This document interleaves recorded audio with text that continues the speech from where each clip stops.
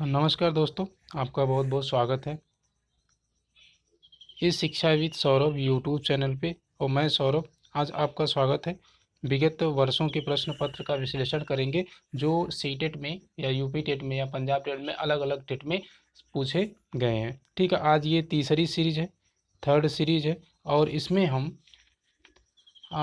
हम 19 क्वेश्चन को देखेंगे। 19 क्वेश्चनों को हमने लिया आज, तो 19 क्वेश्चन को देखेंगे कौन कौन से क्वेश्चन पूछे गए हैं और उनका विश्लेषण करेंगे। ठीक है, तो आइए शुरू करते हैं। और ज़्यादा से ज़्यादा वीडियो कैसी लग रही है पहले उसे बताइएगा, फिर ज़्यादा शेयर करिएगा, लेकिन शेयर ज़रूर करिएगा, उन लोगों तक पहुँचाइएगा जिन्हें इसकी ज़रूरत है। ठीक है, तो ठीक है, वीडियो शुरू करते हैं, देखते हैं। देखिए, पहला क्वेश्चन आपसे पूछा गया है।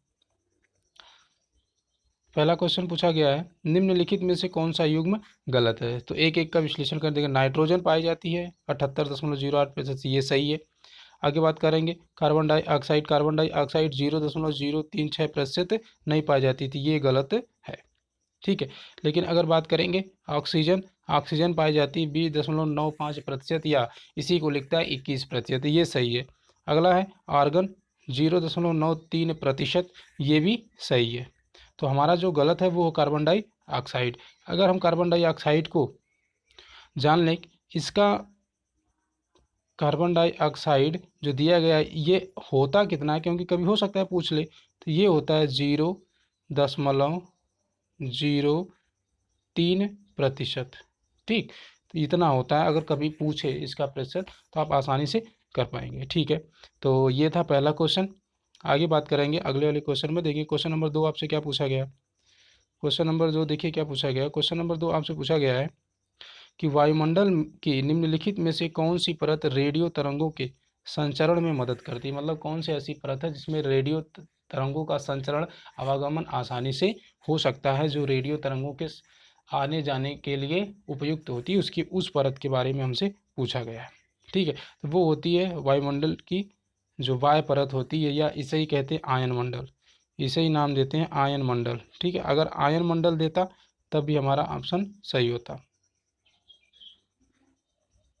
ठीक है, आयन मंडल, आयन मंडल दे या वायुमंडल दे, दोनों रेडियो तरंगों के संचरण में हमारी सहायता करती हैं। ठीक है, तो ये हो गया क्वेश्चन नंबर 2। हम बात करेंगे क्वेश्चन नंबर 3 की, देखिएगा। और आप अगर हमसे जुड़ना चाहते हैं हमारे टेलीग्राम चैनल पे, तो नीचे डिस्क्रिप्शन में दिया गया है टेलीग्राम लिंक, वहाँ आप जाके हमें ज्वाइन कर सकते हैं। ठीक है, तो देखेंगे क्वेश्चन नंबर तीसरा। देखिए क्वेश्चन नंबर क्या पूछा गया है। क्वेश्चन नंबर 3 आपसे पूछा गया है। क्वेश्चन नंबर 3 है, क्वेश्चन नंबर 3 पूछा गया है, समताप सीमा पर औसत तापमान रहता है। तो समताप मंडल एक ऐसा मंडल है, समताप मंडल, जहाँ पे तापमान नहीं पाया जाता। मतलब उस सीमा पर जो तापमान होगा वो कितना होगा, 0 डिग्री सेल्सियस। क्योंकि वहाँ तापमान नहीं होता है, ना तो माइनस में होता है ना तो प्लस में होता है, इसलिए वहाँ पे 0 डिग्री सेल्सियस तापमान पाया जाता है। तो ये चीज़ क्लियर हो गई, क्वेश्चन नंबर 3। और समताप मंडल में ही हम जो हमारे जेट प्लेन नहीं, आप जिससे हम यात्रा करते हैं, वो प्लेनें उड़ाई जाती हैं। ठीक है, तो ये हो गया क्वेश्चन नंबर 3। आगे बात करेंगे क्वेश्चन नंबर 4, देखिए क्या पूछा गया है। क्वेश्चन नंबर 4, क्वेश्चन नंबर 4 आपसे पूछा गया है, तापक्रम विलोमता का अर्थ। तापक्रम विलोमता का अर्थ, तापक्रम विलोमता का अर्थ होता है कि जैसे जैसे ऊंचाई बढ़ेगी, ऊंचाई के साथ तापमान बढ़ता है। तो अब देखिए ऑप्शन कौन सा है। ऑप्शन नंबर अगर हम बात करेंगे, ऊंचाई के साथ तापमान भी बढ़ता है, तो बढ़ती ऊंचाई के साथ ताप बढ़ता तापक्रम, मतलब जैसे जैसे तापमान बढ़ेगा वैसे वैसे ऊंचाई बढ़ेगी, जैसे जैसे ऊंचाई बढ़ेगी वैसे तापमान बढ़ेगा, इसे कहते हैं तापक्रम विलोमता। ठीक है, तो ये था क्वेश्चन नंबर 4। आगे बात करेंगे, देखिए क्वेश्चन नंबर 5 क्या पूछा गया।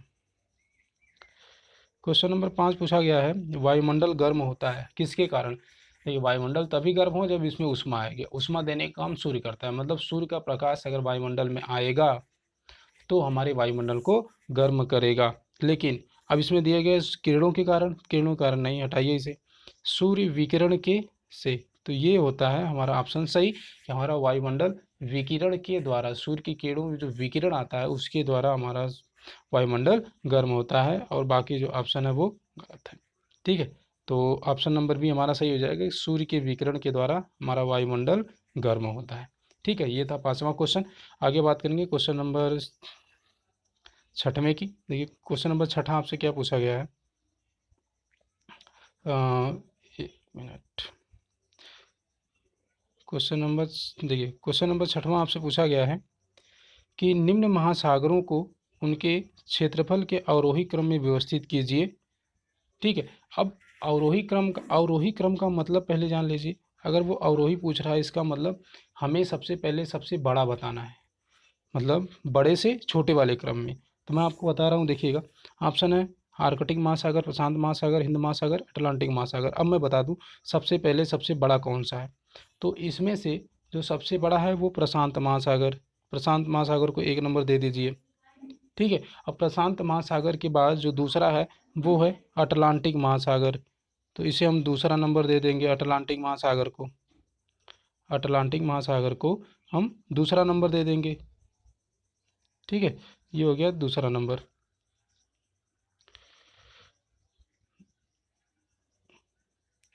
ये हो गया दूसरा नंबर, अटलांटिक महासागर को हम नंबर दे देंगे दूसरा। ठीक है, तो पहला प्रशांत महासागर, दूसरा अटलांटिक महासागर।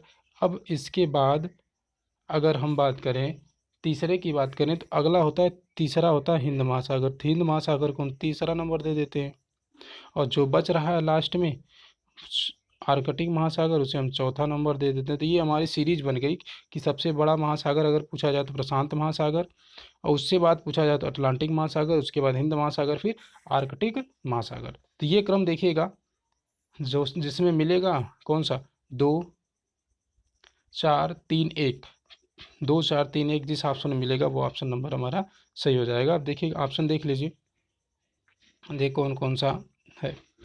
2 4 3 1 जो पहला ऑप्शन है यही वाला हमारा सही हो जाएगा। ठीक है, तो ये हो गया क्वेश्चन नंबर 6वां। आगे बात करेंगे क्वेश्चन नंबर 7वें। देखिए क्वेश्चन नंबर 7वां क्या पूछा गया। क्वेश्चन नंबर 7वां पूछा गया है, निम्न में से कौन सी ग्रीन हाउस गैसों में सम्मिलित नहीं है।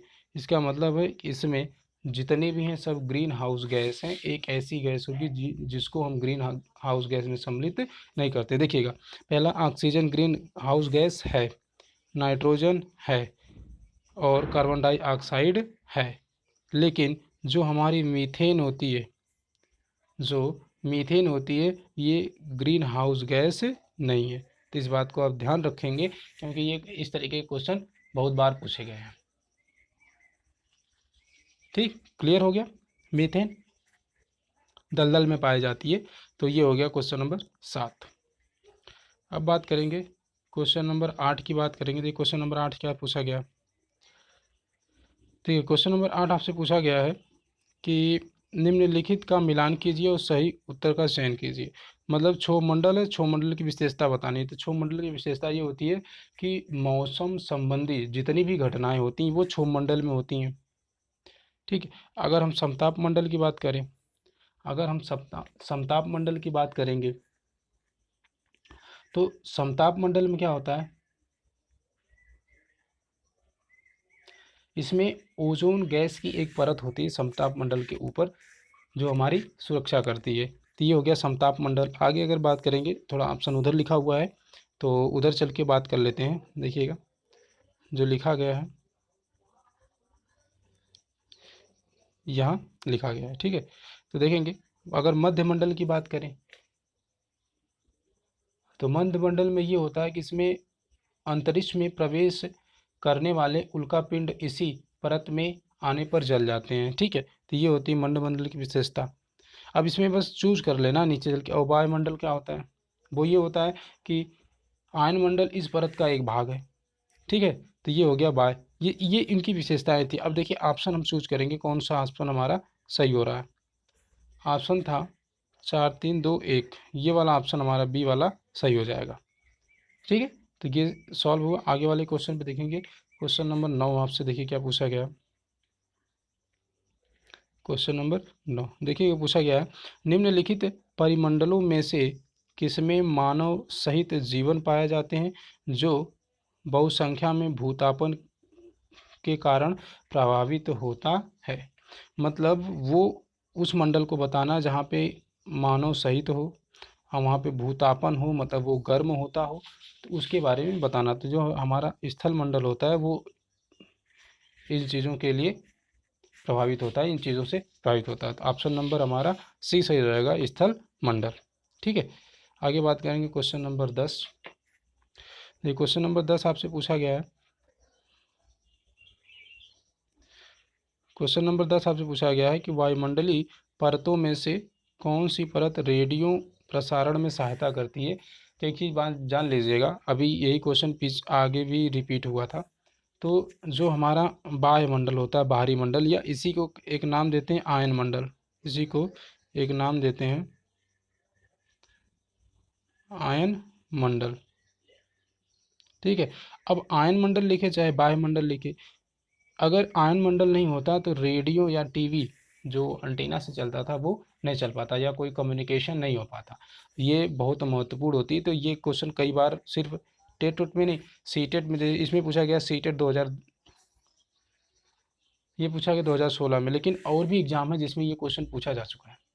आप अगर और भी क्वेश्चनों का विश्लेषण करेंगे तो आपको मिल जाएगा। ठीक है, तो ये था क्वेश्चन नंबर 10। आगे बात करेंगे, देखिए क्वेश्चन नंबर 11 की। क्वेश्चन नंबर 11 है कि यूराल पर्वत अलग करते हैं, मतलब यूराल पर्वत है कि इनके बीच स्थित है। तो यूराल पर्वत एशिया और यूरोप के मध्य, देखिएगा एशिया और यूरोप को अलग करता है। ये एकदम बेहतरीन क्वेश्चन है, यहाँ तक कि ये पीसीएस लेवल तक ये क्वेश्चन बना हुआ है। ठीक है, तो आप अगर सीटेट में पूछा गया तो हैरानी की कोई बात नहीं कि सीटेट में ये क्वेश्चन और भी जगह पूछा गया है। ठीक है, तो यूराल पर्वत किसको अलग करता है, एशिया और यूरोप को अलग करता है। ठीक है, तो आगे बात करेंगे क्वेश्चन नंबर 12। देखिए क्वेश्चन नंबर 12 क्या पूछा गया। आप अपने आप को हल्के में मत लीजिए कि हम सीटेट के लिए पढ़ रहे हैं, ये ऐसे ही क्वेश्चन आते हैं पीसीएस तक, लोअर पीसीएस तक इस तरीके के क्वेश्चन पूछे जाते हैं। ठीक है ना, अगर यहाँ पढ़ेंगे तो वहाँ भी काम आएगा। ठीक है, पूछा गया है वेरिंग जल डमरू मध्य पानी का सकरा भाग जो है किसको जोड़ता है। तो हमने जब देशांतर रेखा पढ़ाया था तो इसके बारे में थोड़ी सी वहाँ हमने चर्चा की थी। तो ये अटलांटिक महासागर और प्रशांत महासागर को जोड़ने का कार्य करता है। तो ऑप्शन नंबर सी हमारा सही हो जाएगा। ठीक है, अब बात करेंगे क्वेश्चन नंबर 13 की। देखिए क्वेश्चन नंबर 13 क्या पूछा गया। क्वेश्चन नंबर 13 देखिएगा, क्वेश्चन नंबर 13 क्या पूछा गया है कि अटलांटिक महासागर में अनेक पोताश्रय एवं पत्तन है क्योंकि। अब देखिएगा, अगर ज़्यादा महासागर में पोताश्रय हैं, पोताश्रय या पत्तन है, मतलब बंदरगाह ज़्यादा है, इसका मतलब वो बहुत ज़्यादा कटा पटा होगा, कटा और छटा होगा एक तरीके से। ठीक है, अगर वो ज़्यादा कटा और छटा होगा, या फिर से कह लेते हैं हम कि दंतुरित होगा एक तरीके से, मतलब दांत की तरह कहीं निकला होगा, कहीं कटा होगा, कहीं निकला होगा, कहीं कटा होगा, कुछ इस तरीके से। जैसे मान लीजिए अगर कोई ये तट है, कोई एक तट है, लेकिन अब इस तट की विशेषता है कि यहाँ यहाँ ऐसे ऐसे है, तो ये दंतुरित हो गया। अब दंतुरित का मतलब पोताश्रय आसानी से इस स्थान पे हम पोताश्रय का निर्माण कर सकते हैं, यहाँ पर, यहाँ पर, यहाँ पर, यहाँ पर, यहाँ पर, यहाँ पर, इस जगहों पे हम पोताश्रय बना सकते हैं, क्योंकि पानी अंदर आसानी से आ जाएगा, तो पोताश्रय का निर्माण आसानी से हो सकता है। अब ऑप्शन की बात कर लेते हैं, ऑप्शन क्या क्या है। तो संयुक्त राज्य अमेरिका, तो ये चीज़ नहीं। अब देखेंगे ऑप्शन कौन सा सही है इसके लिए। ठीक है, तो बात कर लेते हैं। देखिए यहाँ ऑप्शन है इसका, अब यहाँ लिखा गया है, ये चीज़ बताई गई है कि अटलांटिक महासागर का जो तट है अधिक दंतुरित है, जिसके कारण वहाँ पे पोताश्रय और पत्तन बनाने में आसानी होती है। ये बात क्लियर हो गई। क्वेश्चन नंबर 13 का ऑप्शन नंबर सी सही होगा। ठीक है, अब बात करेंगे, देखिएगा क्वेश्चन नंबर आपसे पूछा गया है, क्वेश्चन नंबर है 14। क्वेश्चन नंबर 14 देखिए पूछा गया है कि महासागरों से छोटा जो वृत्तीय लवणीय जलाशय क्या कहलाता है। मतलब महासागर से छोटा और लवणीय हो तो उसे हम क्या कहते हैं, उसे हम कहते हैं सागर। महासागर से छोटा ही होता है सागर, तो ऑप्शन हो गया सागर। ठीक है, अब बात करेंगे क्वेश्चन नंबर 15। देखिए क्वेश्चन नंबर 15 पूछा गया है। क्वेश्चन नंबर 15 पूछा गया है कि भारतीय मुख्य भूभाग में कितने महासागर मिलते हैं। तो एक ही महासागर है, और वो कौन सा महासागर है, तो हिंद महासागर है, और वो हिंद महासागर है।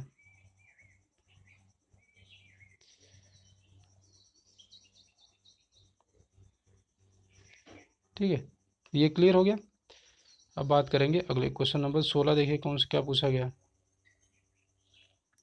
क्वेश्चन नंबर 16 है कि निम्नलिखित में से कौन सी स्थल मंडल की विशेषता नहीं है, बस बता देना है। अब पढ़िएगा। पहला ऑप्शन है स्थल आकृतियाँ महासागर की सतह पर भी पाई जाती हैं, तो ये भी सही है। दूसरा है इस मंडल में खनिज संपदा भी पाई जाती है, स्थल मंडल में पाई जाती है, हाँ पाई जाती है।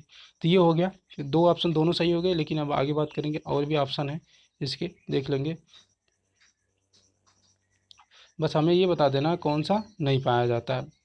ठीक है, तो ये तीसरा वाला पढ़िए। तीसरा वाला कह रहा है कि पहाड़, पठार और घाटियाँ मिलकर स्थल मंडल का निर्माण करती हैं, तो ये भी सही है। लेकिन पृथ्वी का 97% जल स्थल मंडल में पाया जाता है, ये गलत है। तो ऑप्शन नंबर डी हमारा जो है वो गलत हो जाएगा। ठीक है, तो ये चीज़ क्लियर हुई। आगे हम बात करेंगे। देखिए क्वेश्चन नंबर 17 आपसे क्या पूछा गया है। क्वेश्चन नंबर 17, देखिए क्वेश्चन नंबर 17 आपसे पूछा गया है महासागर का जल तालाब और झील के शांत जल के विपरीत लगातार गतिमान रहता है। निम्नलिखित में से कौन सा जल का प्रवाह या गति नहीं है। तो एक चीज़ देखिएगा, महासागरों में जल चलता रहता है, लेकिन जो तालाब है या झील है इनका जल स्थायी रहता है, वो चलता नहीं है। इसका मतलब है कि किसके किसके कारण चलता है ये जल, ज्वारभाटा सही है, तरंगों के कारण, धाराओं के कारण वो चलता रहता है, लेकिन किसके कारण नहीं होता है, जल चक्र के कारण। तो ये ऑप्शन नंबर हमारा ए गलत है, बाकी सही है। तो ऑप्शन नंबर हमारा ए हो जाएगा। ठीक है, ये हुआ क्वेश्चन नंबर 17। आगे बात करेंगे क्वेश्चन नंबर 18। देखिए क्या पूछा गया। क्वेश्चन नंबर 18 है पृथ्वी का सबसे बड़ा महाद्वीप कौन सा। ये तो आपको आ रहा होगा, राजस्थान टेट 2011 में पूछा गया है, बहुत आसान क्वेश्चन है। आपको ये भी याद होगा कौन सबसे बड़ा है कौन छोटा है, इस तरीके से। तो देखिएगा, ऑप्शन अफ्रीका, उत्तरी अमेरिका, एशिया, अंटार्कटिका। एंटार्कटिका ये थोड़ा गलत लिख गया, लेकिन फिर भी। तो इसमें जो सबसे बड़ा है वो कौन सा है, एशिया। एशिया सबसे बड़ा हो गया। अब यही मैं आपको बता दूं कि कौन सा, इनका क्रम क्या है सबसे पहले, क्योंकि कभी कभी इस तरीके के क्वेश्चन भी पूछे जाते हैं, तो मैं यही आपको बता दूं इनका क्रम क्या है। देखिएगा, इनका क्रम है, सबसे पहले क्या पाया जाता है, एशिया। एशिया, ठीक। उसके बाद पाया जाता है अफ्रीका। उसके बाद पाया जाता है नॉर्थ अमेरिका। उसके बाद पाया जाता है साउथ अमेरिका। उसके बाद पाया जाता है अंटार्कटिका।